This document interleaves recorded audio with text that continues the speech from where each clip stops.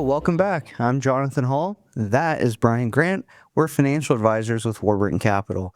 And Brian, whether we are helping our clients in the conference room or recording another episode of this podcast, our goal is the same: to help people manage their wealth, think about the true purpose of that wealth, and have that purpose move them towards peace. And today, Brian, I think we have an episode that could genuinely help move people towards peace. There is such a thing as money, more problems, right? And we have seen this happen where clients will have great success picking an individual stock, and now they have a ton of gains baked into that individual stock. The question becomes, what do I do? Yeah, like now what? Now what with this individual stock? So, Yeah. my stock went up 10x. Should I sell it? I want to be very clear here at the beginning. We do not endorse stock picking. The data suggests, publicly available data, I don't have any in front of me or linked per se, but the data is pretty readily available that it's hard to pick stocks.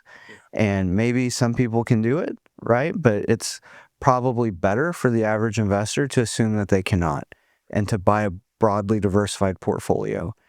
So we're not fans of stock picking, and one more little caveat: a lot of times people only remember their winners. They don't remember their losers, right? So they say, well, I'm really good at stock picking. I made money on these 5 positions. Well, yeah, but what about these 5 where they went totally to zero? It's kind of a human nature for us to remember our highlight reel, right? We all do that. But there is the case to be made when you have someone come through the door that says, hey, I've made all this money on this one individual security. What do I do now? Mm-hmm. Yeah, let me give the answer we always give. It depends. No, there's a lot of options on what you do. I think this one just psychologically is interesting to me because people play, and we'll get into a few of the ways, but people play these funny games, like these mental tricks to justify it. So I think it depends where you're at in your life, maybe, right? How close you are to retirement, maybe. But even if you're young, you can make the argument it's worth it to just go ahead and sell and diversify. So I think the first step is do the math, right? Like figure out what position you're in. So the first example that came to my mind when we were going to do this one was we have several clients who've had this where they bought NVIDIA back in 2008 for like genuinely a couple grand, and it's worth a couple million at this point.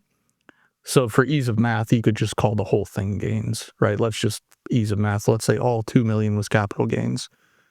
Okay, well, if I sell it all in 1 year, I'm going to pay 20% capital gains tax just at the federal level. That's 400 grand. Now I'm left with 1.6.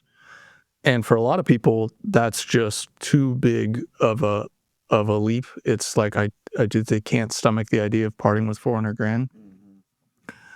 But that's the first psychological thing that's funny to me is like if somebody told you, like it's so funny how people think, because if someone told you back in 2008 when you made that investment that you were going to turn 3 grand into 1.6 instead of 2, you would have been like, sure. Where do I sign? Absolutely. Net of tax. Yeah, like, that's the equivalent of winning the lottery. Yeah, that's beautiful. But but now that you've seen 2 million on your statement, 1.6 feels like not as much. Well, I mean, it isn't, right? But so that's the first thing to think is just think about when you made this investment, the dollars you put in and what you've now created.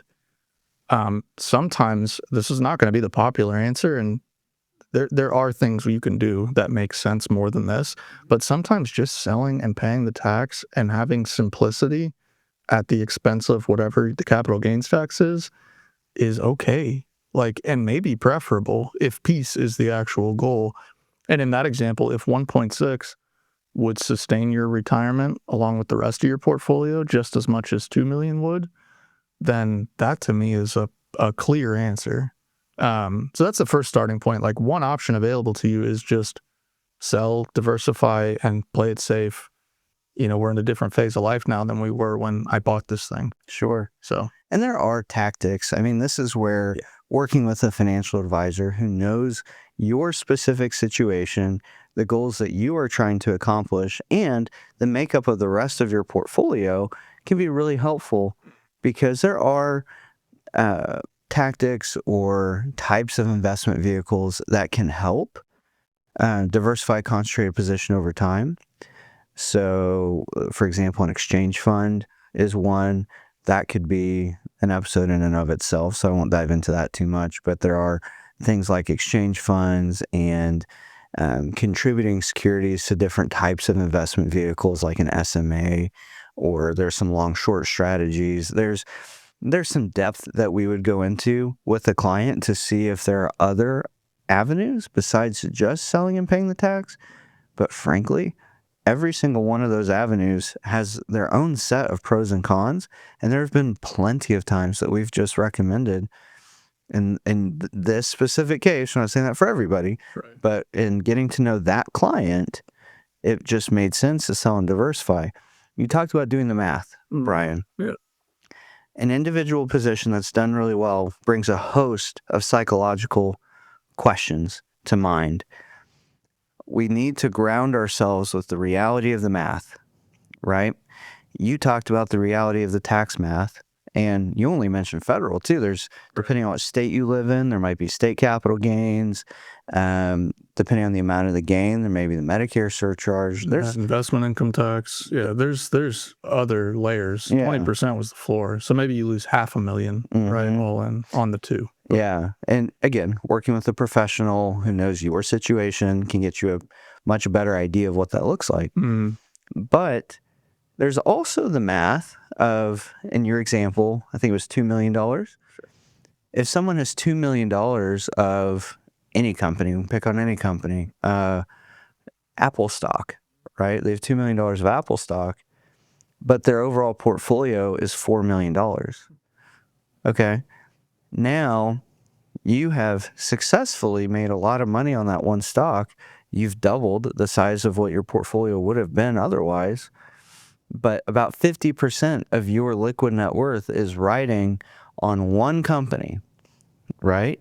And this has nothing to do with our outlook on Apple, but any individual company, that's a big risk to take when you have very little control over what happens.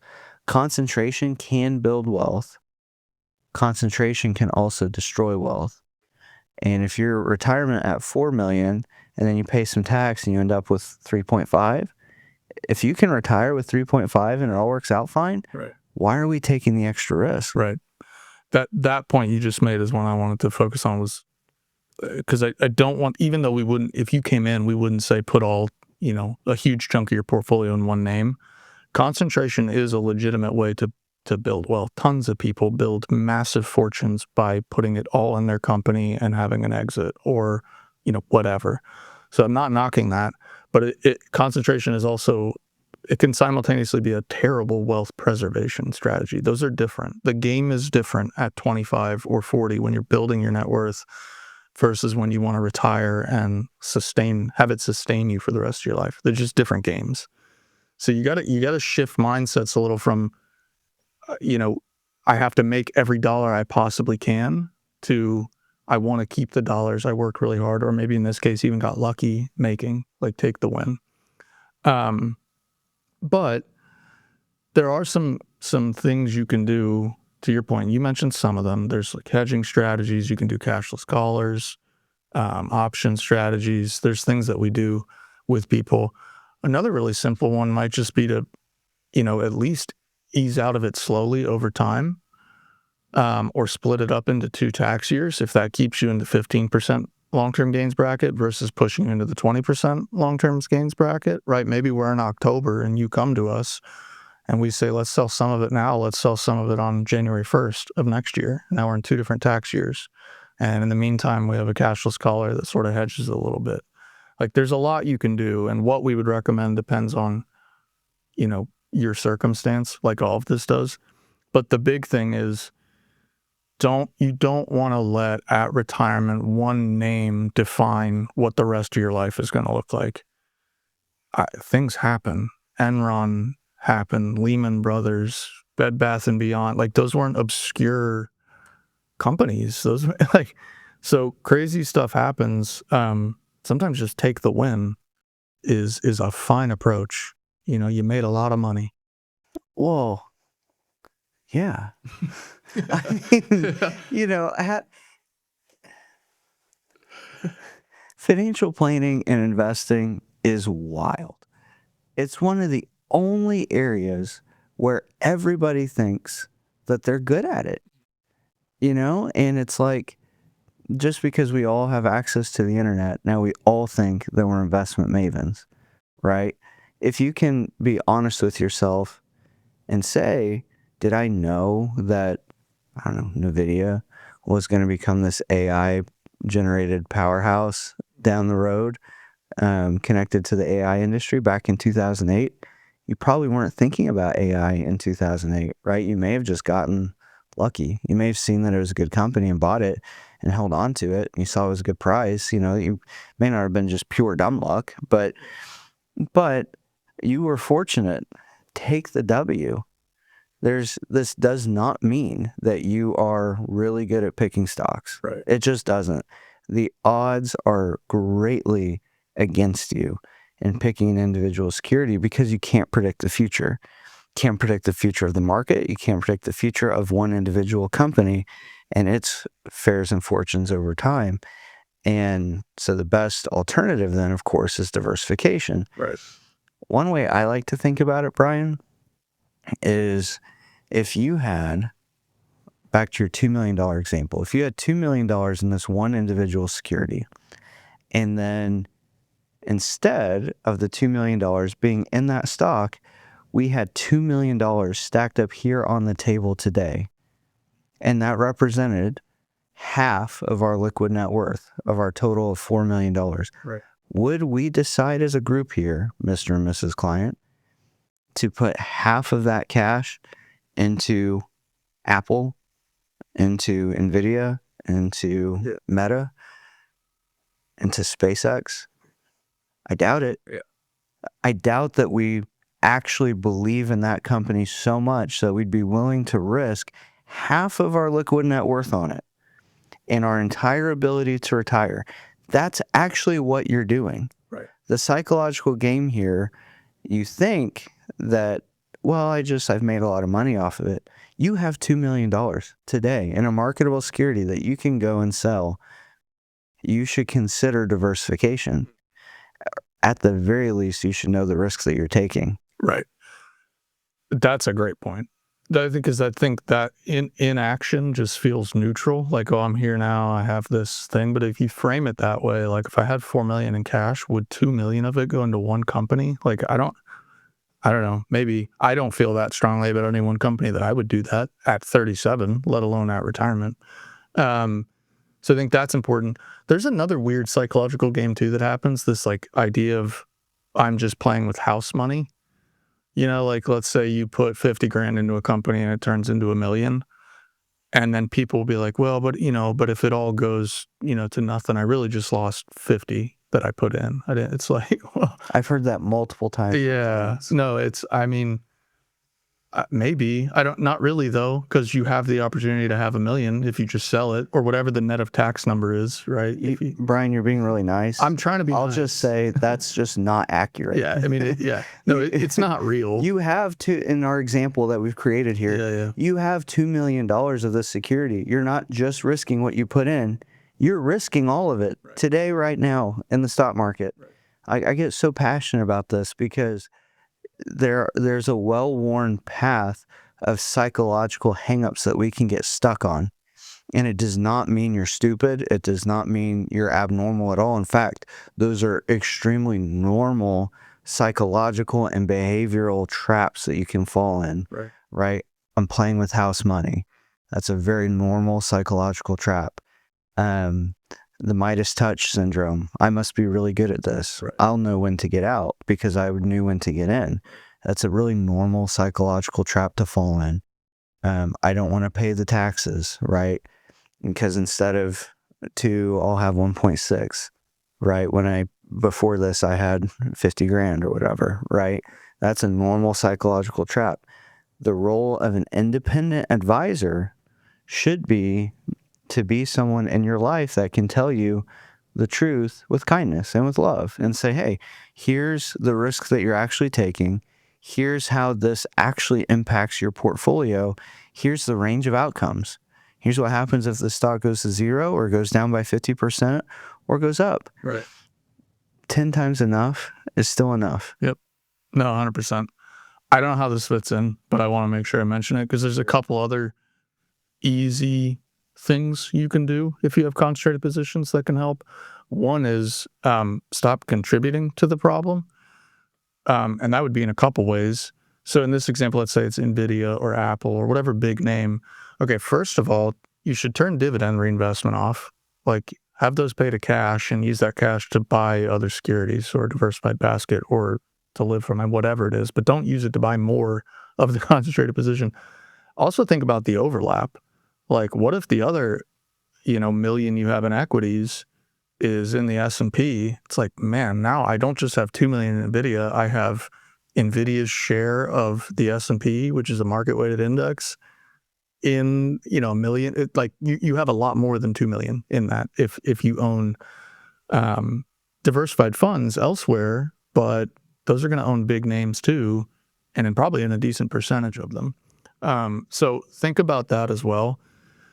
Another really easy, low-hanging fruit planning opportunity is like if somebody's in this position and they're 60 and they come to us and they're already donating to their church or to St. Jude, whatever thing is important to them, stop doing that in cash. Let's donate this highly appreciated security, get ourselves out of some of the concentration risk.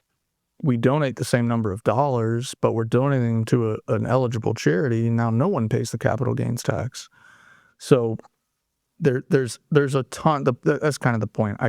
There's a ton of options. Which one is right for you depends on your circumstance. And if you come talk to us, I could probably tell you where you fall and what makes sense. But that's one of the easiest ones, is just if we're already giving charitably and we have this concentrated position, that's a great source to donate, still accomplish our goal of giving charitably, but also save ourselves on the taxes and get rid of some of our concentration risk. So I want to make sure we mention that too. Well, and I think that's a good place to wrap it up, because if we think through a lot of what we've talked about in this episode is congratulations, you won the game. Right. Now, how do we stop playing? Yeah. Right? And how can we use these resources towards a broader financial plan that is purposeful and helps move you towards peace? It's not peaceful to have half of your portfolio in one stock. That can absolutely cause sleepless nights. So speaking of psychology, you have to think through the psychological element of that too. What if this does go to zero? How will I feel? That I heard it said once that an investor's goal should be, I heard it said by Ken French, that an investor's goal should be to minimize potential future regret. Regret is a powerful emotion, if not the most powerful emotion, in my opinion. And if an investor's goal is to minimize potential future regret, what will you regret more? Missing out on a little more upside on this stock or watching it go down by half? It doesn't mean that either will happen, but both are possible. Right? So how do we minimize potential future regret and then use that to build a plan? Working with a financial advisor when you have a big concentrated position is, in my opinion, paramount, because there are a variety of strategies that we can employ around that position. Even if you say, I don't want to sell all of it today, okay, let's build a portfolio around it, maybe in a way that minimizes overlap, in a way that can hopefully generate some tax losses that we can use to offset your capital gains over here, or in a way that incorporates your charitable intent or your estate planning intent, so that we get some of these securities out of our estate, or we move it into a charitable vehicle so that nobody has to pay the capital gains, right? And we get the deduction that year. And there's a lot of moving pieces that we can help clients think through.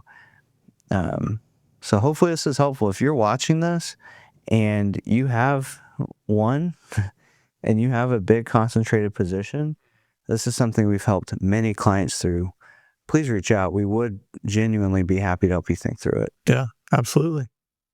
All right. We'll see you guys next time.